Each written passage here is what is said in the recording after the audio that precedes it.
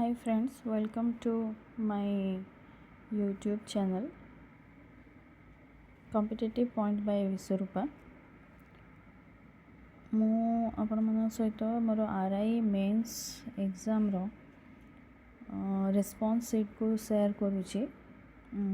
आमे देखिबा ओडिया सेक्शन रे कोन कोन क्वेश्चन आस्थिला एगुडा आपणकर जो नेक्स्ट RI एग्जाम एबे मे 22 रो स्टार्ट होबाको जाउचे जोटा जून 20 पर्यंत चलिबो। से एग्जाम पई आपणकटा बहुत हेल्पफुल रहिबो। सो फर्स्ट क्वेश्चन होची अव्यय पद व्यवहार करी वाक्यटी को संपूर्ण कर। नीरद डैश भल गुणी पिलाटिए दुर्लभ। ऑप्शंस अछि परी अनुगमन सुगमन यथा। एठी आंसर हबो परी। परी होची गोटे अव्यय।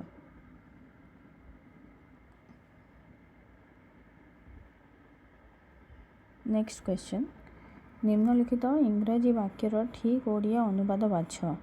We should not quarrel among one another in the name of religion.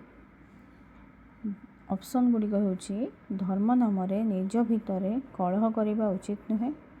धर्म नाम आमे निज भितर कलह करने ठीक नुहे। धर्म नाम आमे निज निज भितर कलह करने उचित नुहे।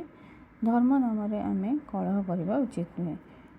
ठीक ऑप्शन हम ऑप्शन नंबर 3 धर्म नाम आमे निज निज भितर कलह करने उचित नुहे।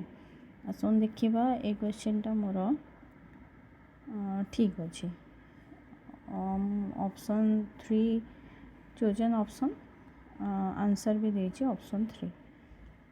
सो नेक्स्ट क्वेश्चन प्रदत्त वाक्य रेखांकित होइथिबा शब्द स्थान रे एक उपयुक्त वाक्य खंड व्यवहार करंतु।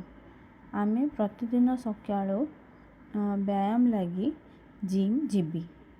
ए रेखाखंड स्थान रे आमे उपयुक्त वाक्य खंड आमे रखिबा।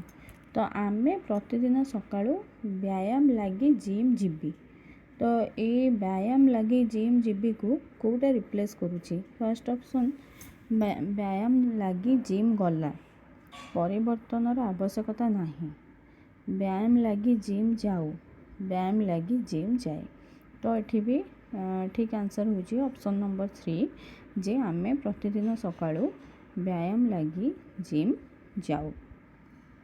तो मोर आंसर एठी ठीक अच्छे। नेक्स्ट क्वेश्चन वाक्यर अंश गुड़ी को सठिक क्रम रे पुनः सज्जित करंतु। हीराकुद डैम से फर्स्ट सेंटेंस रो गोटे पार्ट दे देछि जे हीराकुद डैम तापरे PQRS अच्छे से अनुसार आपण सजेबे। तो हीराकुद डैम पर कोटा कोटा या भितर आसीबो जे SPQR ना PQSR ना QRPS ना RQPS। तो ये ठीक आंसर होची 4 नंबर ऑप्शन टा जे हीराकुद डैम तापरे R पृथ्वीर दीर्घतम माटीबंध क्यू मध्यरु अन्यतम जहार लंब प्राय 25.8 किलोमीटर अटे। नेक्स्ट क्वेश्चन निम्नलिखित शब्द गुड़िकर समानार्थबोधक शब्द लेख। नीतिमान लोक सबुबेले नीति अनुसरण करती। तो ये नीतिर समानार्थक शब्द कोटा अनीति चतुरता अज्ञान धर्म। तो ये ठीक ऑप्शन होची ऑप्शन नंबर 4 धर्म। नेक्स्ट क्वेश्चन तत्सम शब्दर अर्थ कौन है। तत्सम ऑप्शन 4टा ऑप्शन अच्छी। फास्ट ऑप्शन होची जेउ गुड़िक अविकृत भावे संस्कृत रु गृहीत। नेक्स्ट अच्छी जेउ शब्द गुड़िक नूतन सृष्टि जेउ गुड़िक देशी भाषा रु आसीछि जेउ शब्द गुड़िक आधुनिक। तत्समर अर्थ होची ताहा सहित समान जे संस्कृत सहित समान। से ठीक आंसर होची ऑप्शन नंबर 1 जेउ गुड़िक अविकृत भावे संस्कृत रु गृहीत। नेक्स्ट क्वेश्चन निम्नलिखित प्रश्न रे दिया जाइथिबा चारोटी विकल्प मध्यरु सही विकल्प को बाछंतु जहाँ प्रदत्त प्रबाद बा लोकवाणीर अर्थ को सर्वोत्तम भाव में प्रकाश करे। या माने हला लोकवाणी किंबा लोकवाणीटीर अर्थटा कौन से पचारछि। बकर बेक बढ़िले मीनर विपत्ति। ऑप्शन देछि चारटा। फर्स्ट अच्छी बकर बेक बढ़िबा, शत्रु को सुविधा देबा, बक मीन मारिबा, लास्ट ऑप्शन अच्छी शत्रुर सुविधा विपदर कारण। तो सठिक ऑप्शन होछि ऑप्शन नंबर 4 शत्रुर सुविधा विपदर कारण। बकर बेक बढ़िले मीनर विपत्ति। नेक्स्ट क्वेश्चन निम्नलिखित शब्द गुड़िकर समानार्थक बोधक शब्द लेख। अग्नि देवता को वेदरे पवित्र माना जाइछि। एठी अग्निर समानार्थक बोधक शब्द पचारिछि। फर्स्ट ऑप्शन होछि आग, सेकेंड होछि पृथ्वी, थर्ड पवन, फोर्थ जल। तो अग्निर समानार्थक बोधक शब्द होछि आग। First option is correct. Next question अव्यय पद व्यवहार करी वाक्यटी को संपूर्ण कर। अव्यय पदर व्यवहार करा जिवो। देश स्वाधीन होइछि डैश लोकों को दुख दूर होइनी। ये ऑप्शन अच्छी किंतु एवं पुणी केबे।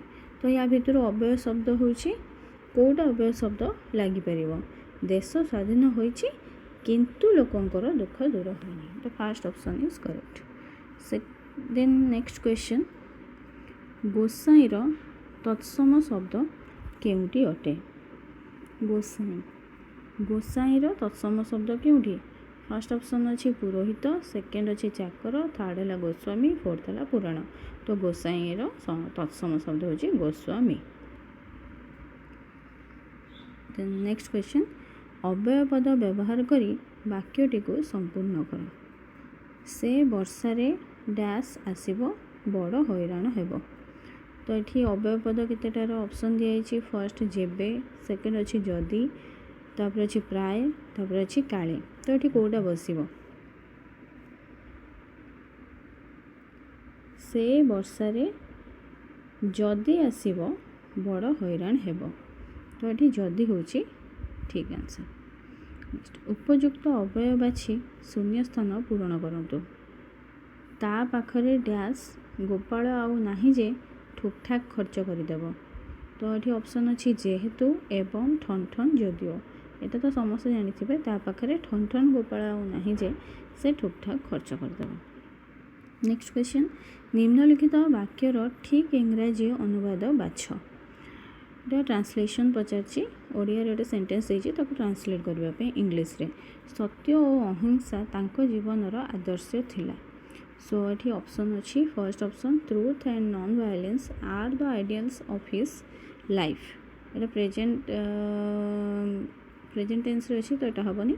सेकेंड अच्छी truth and non violence were the ideals of his life. तो ये ठीक हम कारण ये सिंपल पास्ट रे अच्छी। नेक्स्ट क्वेश्चन आखिरे धूली देवार अर्थ कौन। आखिरे धूली देवार अर्थर ऑप्शन दीजिए आश्चर्य हेबा, सुख, भय, ठकिबा। आखिरे धूली देवार अर्थ होछि ठकिबा। तो option 4 is correct. Next question तुमे काम आरंभ करिवार 6 घंटा बीती गलानी। उक्त ओडिया वाक्यटीर इंग्रेजी अनुवाद को चयन कर। ये ओडिया रे सेंटेंस रे देछि ताको इंग्लिश रे ट्रांसलेट करिया को पड़िबो। तो फर्स्ट ऑप्शन अछि 6 hours have passed since you began the work. Next अच्छी 6 hours have pass since you began the work. Third option अच्छी 6 hour have passed since you began the work. Last option अच्छी 6 hours have passed since you begin the work. तो ये first option पूरा clearly जना पड़े जे एटा ही correct बोली। 6 hours have passed since you begin the work. एटा पड़थिला गोटे अनुच्छेद कॉम्प्रिहेंशन। अनुच्छेद को आधार करके ये क्वेश्चन दिया। तो आपण मैंने अनुच्छेद टीर स्क्रीनशॉट नहीं जातु। आईटा हूँ तार क्वेश्चन गुड़े को आप अनुच्छेद पढ़ी यहाँ निजे आप सॉल्व करेंगे बेटर हम। अनुच्छेदटा इजी आसी नाला किसी भी डायरेक्ट क्वेश्चन नाला अनुच्छेद। देखो फर्स्ट क्वेश्चन कौन देती उक्त अनुच्छेदटी क्यों धरणर रचना। कोटा भी माने डायरेक्ट क्वेश्चन नथिला अनुच्छेद। नेक्स्ट अच्छे अनुच्छेदर मुख्य भाव कौन। देन क्वेश्चन थिला अनुच्छेदर सठिक शीर्षक केउंटी। देन क्वेश्चन थिला अनुच्छेद आम कौन वार्ता पाइबा। तापर थिला अनुच्छेदर प्रधान उद्देश्य कौन। तो ये सरुच आमर ओडियार क्वेश्चन। देखो ओडियार अनुच्छेदर कौन से भी डायरेक्ट क्वेश्चन नहीं। तो आपड़ ये भाया ही प्रिपेयर होकर जातु एग्जाम को। Thank you.